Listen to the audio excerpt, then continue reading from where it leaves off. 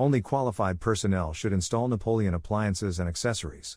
See product manual for details. This video will demonstrate how to install a Driftwood log set into a Napoleon AX36-1 fireplace. The studs within the firebox have letters associated to them for identification. This helps indicate correct log placement when used with the log placement leaflet. First, locate the holes in the bottom of log 1 and place them over studs A1 and A2. Ensure the notch fits around the pilot shield.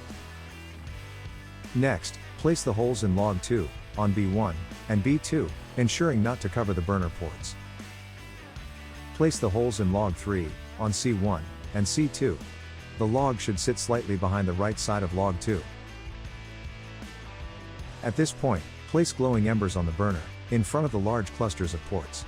Ensure not to cover the burner completely, as this will affect the desired flame appearance. Take note of the notches in the top of log 5. Gently lift grate posts 1 and 2, and place the log on the media tray at the front of the firebox. The notches on the log will fit under the first and second grate posts. Locate the notch on the top of log 4, and place it on the media tray under grate posts 3 and 4. The left side of the log will rest on top of log 5, with grate post 3 passing through the notch. Place the bump out on the bottom of log 6, into the notch on log 1. The rest of log 6 crosses over log 2, with the end located above the right side of grate post 2.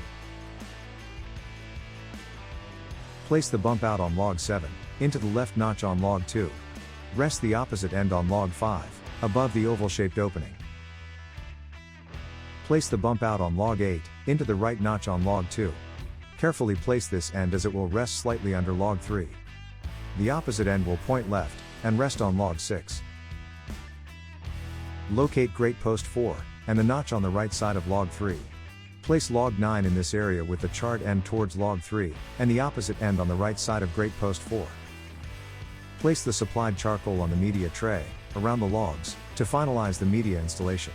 Never cover the burner and air intakes or allow objects to come in contact with the pilot. Allow the fireplace to burn for a minimum of 15 minutes before assessing the flame. Note the peaks and valleys within the flame pattern. Logs should not impinge or split any flames as the fireplace burns. Check the placement of the glowing embers. They should not restrict the flame and should be placed to create a realistic glow effect on the burner. See the video description for all manual, leaflet, and part numbers for this log set. Click here to view the Wolf Steel Technical YouTube page. Like and subscribe to our channel to get notifications for new product and troubleshooting videos.